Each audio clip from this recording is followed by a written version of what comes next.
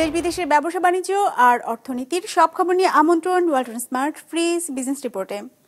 দেশে আশঙ্কাজনক হারে কমেছে বিদেশি বিনিয়োগ। অর্থ বছরের প্রথম 6 মাসে কমেছে প্রায় 71%। সয়াবিন তেলের সংকটের জন্য একে অপরকে দুষছেন মিলার ও ব্যবসায়ীরা। চলতি সপ্তাহের শেষে বাজার স্বাভাবিক হবার আশ্বাস। স্বর্ণ আমদানিতে ব্যাগেজ রুলস পরিবর্তন করবে এনবিআর। চোরাচালান ঠেকাতে এমন উদ্যোগ বলছে সংস্থাটি। এমন সব খবর নিয়েই আমাদের আজকের আয়োজন। 250-টিরও বেশি ডিজাইন অপশন নিয়ে ওয়ালটন স্মার্ট ফ্রিজ, বোঝে আপনার প্রয়োজন। দেশে চলতি অর্থ বছরের প্রথম 6 মাসে আশঙ্কাজনক হারে কমেছে বিদেশি বিনিয়োগ।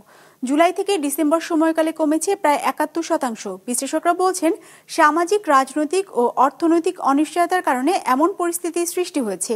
এছাড়া ব্যবসার প্রতিকূল পরিবেশও বড় কারণ বলে মত তাদের। রায়হান শোভনের রিপোর্ট।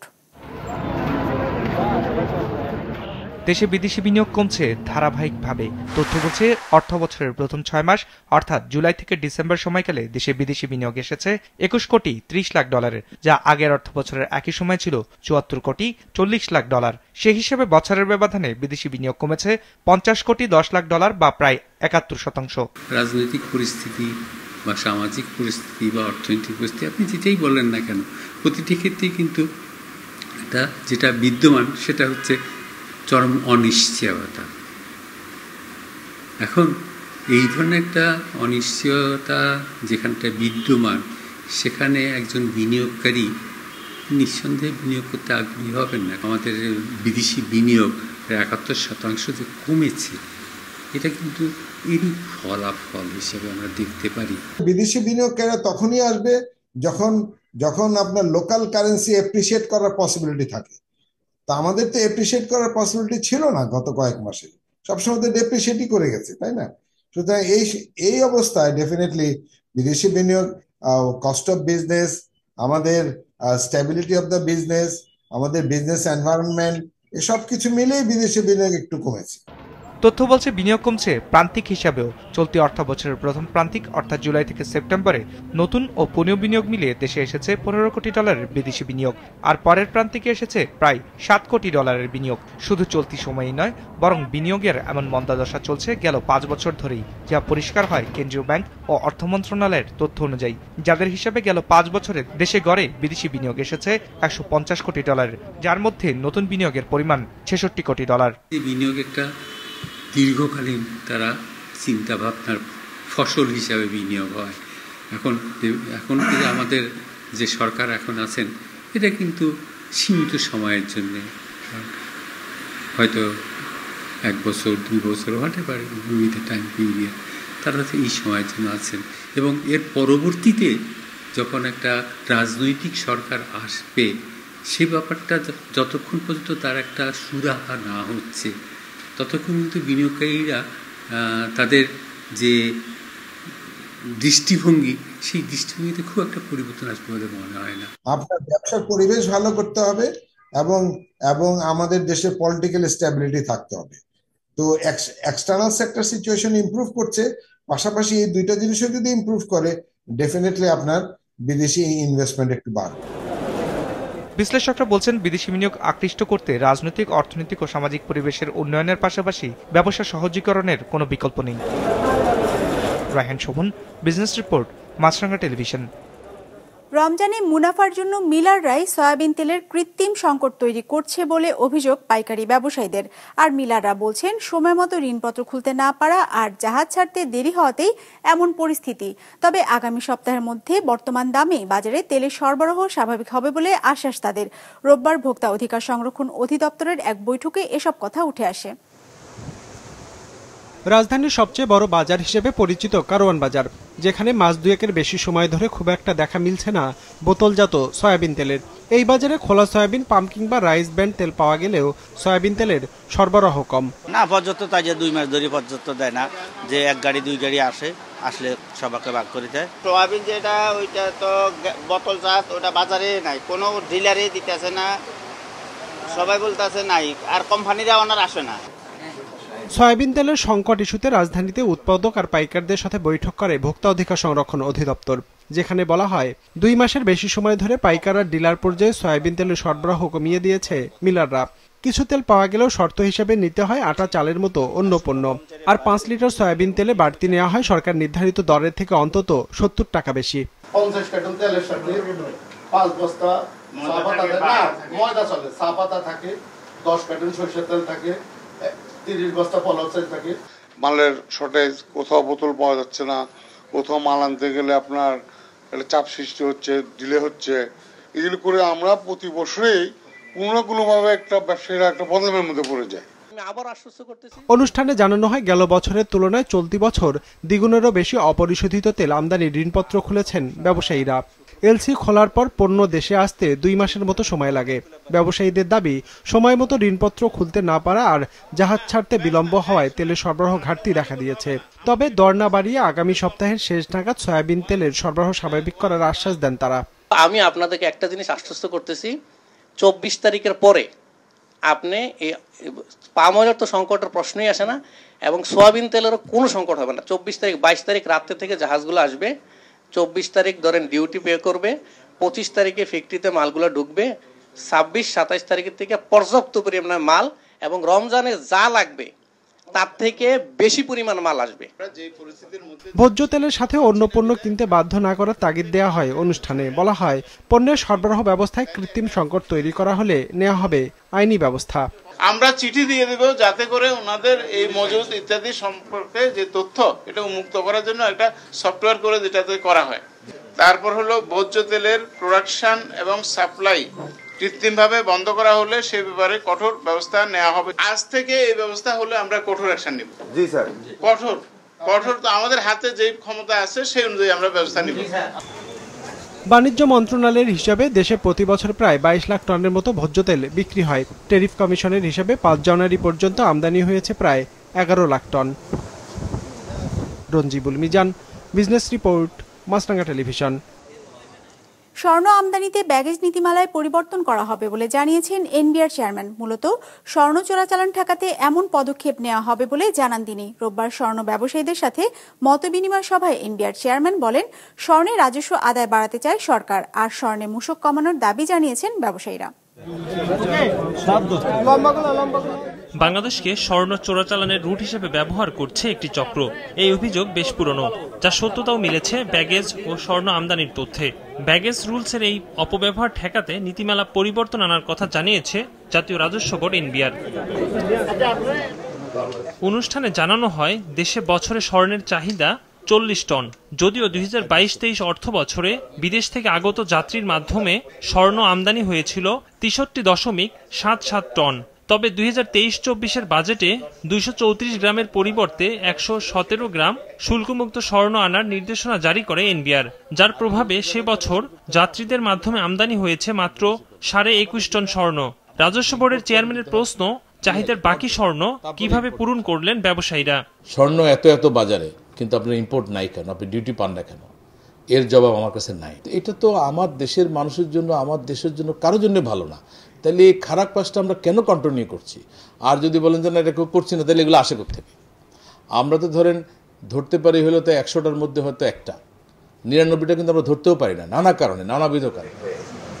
ব্যবসায়ীরা বলছেন, স্বর্ণ আমদানিতে ভরিতে 2000 টাকা শুল্ক থাকলেও ভ্যাট দিতে হয় 5%। এর সাথে যোগ হয় বিএসটিআই, সিএনএফ এর ব্যয়। এতে লাগেজের চেয়ে তাদের খরচ বেশি পড়ে যায়।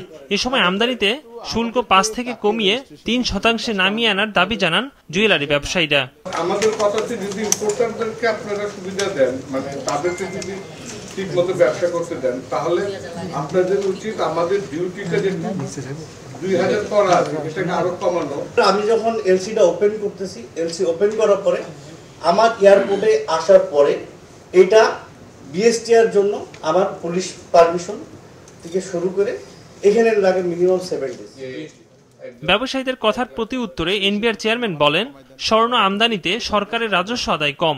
স্থল পথে স্বর্ণ চোরাচালান বন্ধে কঠোর ব্যবস্থা নেওয়া হয়েছে জানিয়ে বলেন, এয়ারলাইন্সের সব জায়গায় সিসিটিভি লাগানোর বিষয়ে বলা হয়েছে। বৈধ পথে স্বর্ণ আমদানি বাড়াতে সুস্পষ্ট সমাধান চান এনবিআর চেয়ারম্যান। যত প্যাসেঞ্জার আসে, যতবার আসে, ততবার উনি একটা করে বার নিয়ে আসে। এটা তো হওয়ার কথা না। উনি তো প্রতিদিন ওনার মাকে স্বর্ণ কিনে দেওয়ার মতো আর্থিক সামর্থ্য না থাকার কথা না, মেয়েকে বা স্ত্রীকে দেওয়ার কথা না। তার মানে এগুলো ব্যাপক মিসইউজ হচ্ছে। সেক্ষেত্রে আমরা মানে হয়তো ব্যাগেজ রুলটাকে একটু চেঞ্জ করব, সংশোধন করব, ঠিক করব। এ সময় ব্যবসায়ীরা ডায়মন্ড আমদানিতে 151% শুল্ক কমানোর দাবি জানান। Ekramul Islam Khan, business report, Maasranga television. 250-টিরও বেশি ডিজাইন অপশন নিয়ে ওয়ালটন স্মার্ট ফ্রিজ, বোঝে আপনার প্রয়োজন। ব্রাহ্মণবাড়িয়ায় নির্বিঘ্নে চলছে পরিবেশ ধ্বংসকারী 177টি ইটভাটার কার্যক্রম, এর মধ্যে 110টি অবৈধ। স্থানীয় প্রশাসনের কঠোরতা না থাকায় অবৈধ এসব ইটভাটা চলছে বছরের পর বছর ধরে। আশিক মান্নান হিমেলের তথ্য ছবিতে ডেস্ক রিপোর্ট। ব্রাহ্মণবাড়িয়ায় ইটভাটার বেশিরভাগই কৃষি জমি, বসতবাড়ি, বাজার ও শিক্ষা প্রতিষ্ঠানের পাশে। প্রশাসনের নাকের ডগায় বৈধ অবৈধ এসব ভাটাতে জ্বালানি হিসাবে ব্যবহার করা হয় কাঠসহ নিম্নমানের কয়লা। ফলে বায়ু দূষণের পাশাপাশি ক্ষতিগ্রস্ত হচ্ছে জমির ফসল। স্বাস্থ্য সমস্যা দেখা দিচ্ছে আশেপাশের বাসিন্দাদের। অভিযোগ রয়েছে পরিবেশ অধিদপ্তরের অসাধু কর্মকর্তাদের ম্যানেজ করে ব্যবসা চালিয়ে যাচ্ছেন ভাটা মালিকরা। ইট প্রস্তুত ও ভাটা স্থাপন নিয়ন্ত্রণ আইনের 4 ধারা অনুযায়ী পরিবেশ অধিদপ্তরের ছাড়পত্র ছাড়া চালানো যাবে না কোনো ইটভাটা। এছাড়াও জেলা প্রশাসন, বিএসটিআই, স্থানীয় ভূমি অফিস সহ সরকারি কয়েকটি সংস্থার ছাড়পত্র নেওয়াও বাধ্যতামূলক। এর ব্যত্যয় হলে রয়েছে 2 বছরের কারাদণ্ডের বিধান। পরিবেশবাদীদের অভিযোগ, ভাটা মালিকরা বছরের পর বছর ধরে আইন লঙ্ঘন করলেও তাদের বিরুদ্ধে উল্লেখযোগ্য কোনো ব্যবস্থা নেয় না পরিবেশ অধিদপ্তর এবং জেলা প্রশাসন। প্রশাসন থেকে চেয়ারম্যান, মেম্বার, এভরিথিং ওদের কাছে নালিশ হয়েছে, কিন্তু ওরা এটা তত্ত্বতার সে নেই। ঠান্ডা লাগে এরকম, এটা তো দোয়াতে শ্বাসকষ্ট হয়। আমরা বাড়ি ঘর কি অবস্থা, দুলা টুলা গাছ ব্রিক লাগাইছি, এটা কুরুঙ্গা বুরুঙ্গা হয়ে গেছে, একটা ফসল না। এদিকে অবৈধ ইটভাটা বন্ধে পরিবেশ অধিদপ্তর ও উপজেলা নির্বাহী কর্মকর্তাকে নির্দেশনা দেওয়ার কথা জানায় অতিরিক্ত জেলা ম্যাজিস্ট্রেট। অন্যদিকে অভিযান অব্যাহত রয়েছে বলে জানিয়েছে উপজেলা নির্বাহী কর্মকর্তা। যদি কেউ পরিবেশের ছাড়পত্র না নিয়ে কিংবা লাইসেন্স না নিয়ে কেউ ভাটা স্থাপন করে থাকে, তাহলে তাদের বিরুদ্ধে আইন অনুযায়ী ব্যবস্থা নেওয়া হবে। 1 কিলোমিটার মধ্যে স্কুল আছে, 1 কিলোমিটারের মধ্যে 50টা পরিবার আছে, এটাই হচ্ছে অবৈধ ইটভাটা। বিশেষ করে যাদের পরিবেশের ছাড়পত্র নাই এবং জেলা প্রশাসকের ইট পড়ানোর লাইসেন্স নাই, তো আমরা সে অনুযায়ী কাজ করতেছি। পরিবেশগত যে বিষয়গুলো আছে এই বিষয়ে আমরা হাইলি কনসার্ন থাকব। আমাদের অভিযান নিয়মিত চলবে এবং এই কার্যক্রম চলমান থাকবে। পরিবেশ দূষণ রোধ ও জীববৈচিত্র্য রক্ষায় অবিলম্বে অবৈধ ইটভাটা বন্ধের দাবি স্থানীয়দের। কাউসার Ahmed, business report, Maasranga television.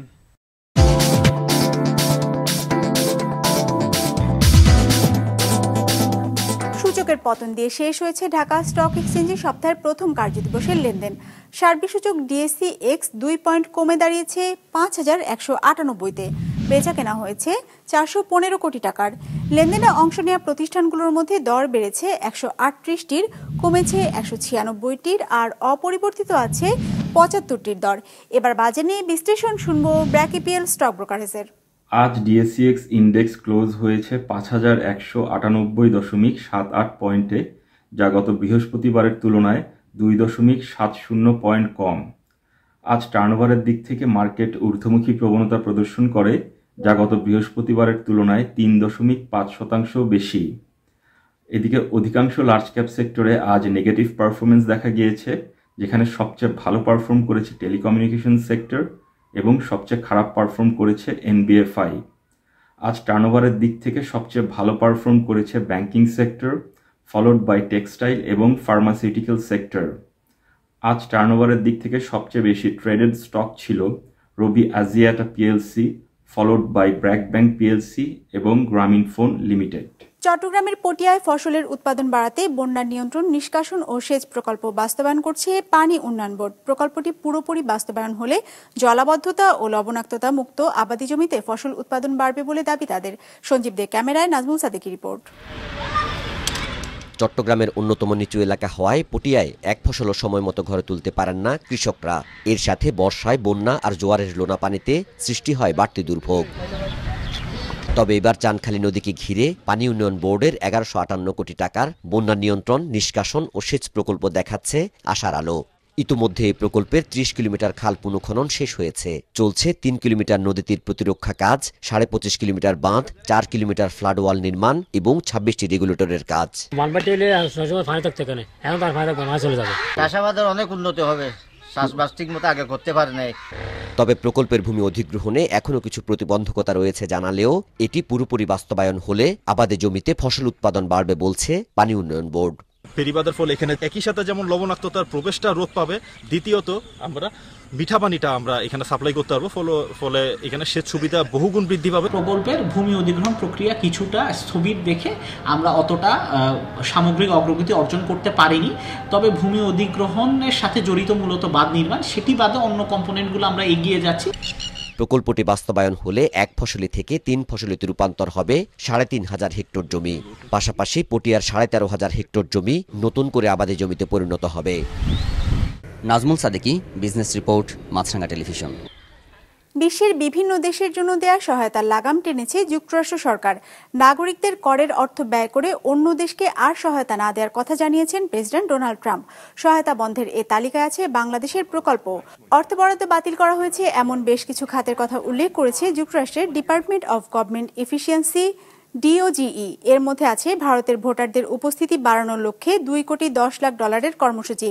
কাটা পড়েছে বাংলাদেশের $2.90 কোটি একটি প্রোগ্রাম, যে প্রোগ্রামের মূল লক্ষ্য ছিল বাংলাদেশের রাজনৈতিক পরিস্থিতি শক্তিশালী করা। ডোনাল্ড ট্রাম্প প্রেসিডেন্ট হিসেবে দায়িত্ব নেয়ার পর বিদেশে সব ধরনের সহায়তা কার্যক্রম স্থগিত করেছে মার্কিন পররাষ্ট্র মন্ত্রণালয়। একই সাথে নতুন অনুমোদনও বন্ধ আছে। দর্শক, আমাদের যে কোনো পর্ব নিজেদের সুবিধাজনক সময় দেখতে সাবস্ক্রাইব করুন বিজনেস রিপোর্টের অফিসিয়াল ইউটিউব চ্যানেল। ফেসবুক পেজে লাইক দিয়ে আপডেট থাকুন ব্যবসা বাণিজ্যের আলোচিত সব ঘটনা সম্পর্কে। আর আপনাদের মতামত জানান কমেন্টস অথবা ইনবক্সে। আজ এটুকুই, বিদায় নিচ্ছি, ভালো থাকবেন।